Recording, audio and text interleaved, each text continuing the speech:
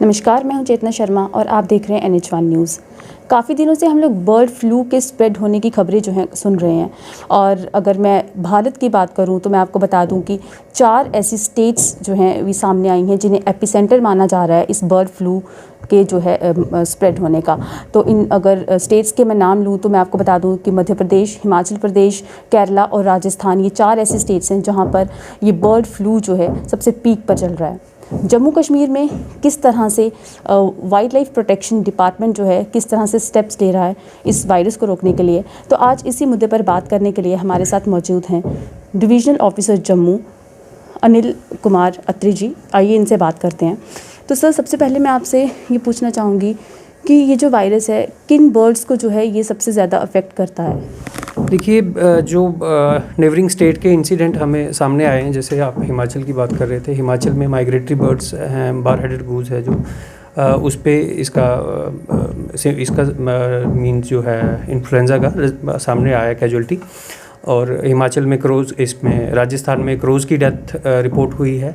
हरियाणा में भी I think poultry birds का कुछ रिपोर्ट में आया है। तो ये किसी भी एनिमल बर्ड्स पे हो सकता है।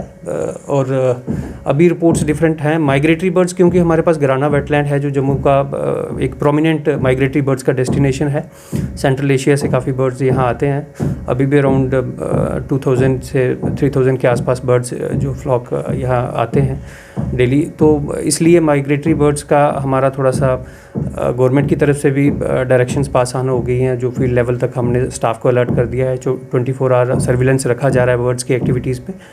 और डिपार्टमेंट जो है एक्टिविटीज़ बर्ड्स की मॉनिटर कर रहा है। वेटनरी डिपार्टमेंट से भी हम लाइजन में हैं रेगुलर।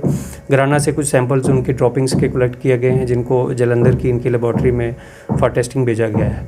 तो अभी उनके रिजल्ट अवेटेड हैं। अब देखते हैं कैसा है। जिस तरह से काफ़ी डेडली वायरस जो है ये, और पहले भी काफ़ी बार ये होता आया है, तो क्या कारण जो है रहता है, किस तरह से ये वायरस जो है ये स्प्रेड होता है?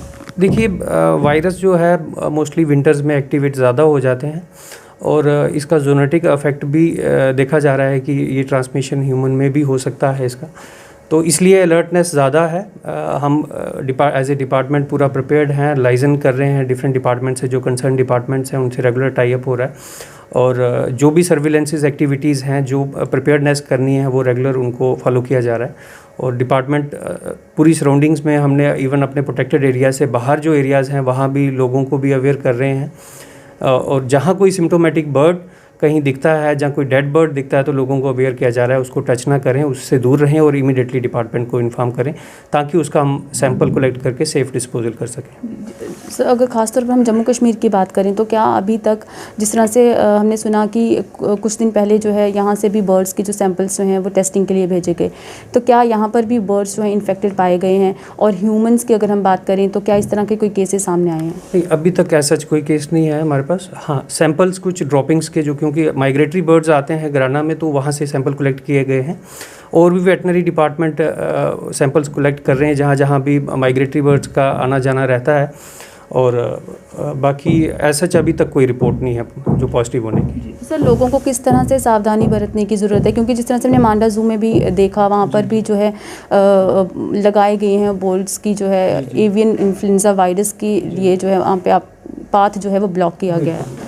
देखिए, मांडा जो रेस्क्यू सेंटर है हमारा, यहाँ जो हमारे पास बर्ड्स का कलेक्शन है, उसको, उस पोर्शन को हमने अभी पब्लिक के लिए बंद कर दिया है, ताकि पब्लिक बर्ड्स तक ना जा पाए और बर्ड्स भी सेफ़ रहें और ह्यूमन को भी उसकी इन्फेक्शन का थोड़ा सा सैंपल अफेक्ट ना हो। सेकंड, हम इनके सैंपल भी आज कलेक्ट करेंगे और उनको टेस्टिंग के लिए भेजेंगे।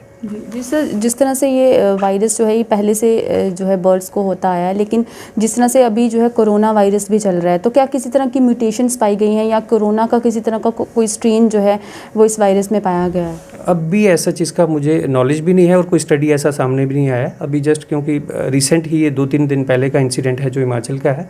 हाँ, इतना हुआ है कि H5N1 का जो एक स्ट्रेन है वायरस का, वो इसमें पाया गया है, जो हिमाचल का इंसिडेंट था। तो म्यूटेशन का ऐसा कोई ऐसा रिपोर्ट नहीं है। साथ ही साथ कल यानी कि 6 जनवरी को animal sheep husbandry fisheries department ने भी एक एडवाइजरी जो है निकाली, उसमें काफ़ी सारी गाइडलाइंस दी गई और उसी गाइडलाइंस में एक बात उन्होंने कही है कि जो कुक्ड जिस तरह से चिकन, पोल्ट्री जो भी प्रोडक्ट्स होंगे, जैसे कुक चिकन होगा, उसमें चांसेस नहीं हैं इस तरह के वायरस के जो है एक्टिव होने की। तो ये किस तरह से आप हमारे दर्शकों को जो है ये बताएंगे, क्योंकि काफ़ी डर जो है वो पैदा हो गया और जो नॉनवेज चीज़ें जो हैं लोग उसे थोड़ा दूर रहने की कोशिश कर रहे हैं। ये तो वेटनरी डिपार्टमेंट, क्योंकि वो एक्सपर्ट हैं इन चीज़ों में, वही आपको डिटेल में बता सकते हैं कि पोल्ट्री बर्ड्स का कौन सा मींस कितना प्रॉपर को खाना है या क्या करना है इसका, क्योंकि वाइल्ड लाइफ का ये कंसर्न नहीं है। वाइल्ड एनिमल को ना ही पब्लिक में सेल किया जाता है ना ही खाया जाता है। तो ऐसा हमें कोई ऐसा डायरेक्शन नहीं है। हम जस्ट सर्विलेंस प्रोवाइड कर रहे हैं और एनिमल हस्बेंड्री से टाई अप में है रेगुलर, उनको असिस्टेंस प्रोवाइड कर रहे हैं, अपने प्रोटेक्टेड एरिया को मॉनिटर कर रहे हैं जी। तो अंत में यही सवाल करूंगी कि क्या जम्मू कश्मीर जो है में जो है लोगों को डरने की ज़रूरत नहीं है इस वायरस से? देखिए, डरने की ज़रूरत नहीं है, पर हाँ प्रिकॉशियस रहने की, अलर्ट रहने की ज़रूरत है। ये वायरस है, कहीं भी हो सकता है किसी बर्ड, क्योंकि बर्ड का आप कंट्रोल नहीं कर सकते हैं, वो माइग्रेट इधर से उधर करता रहता है।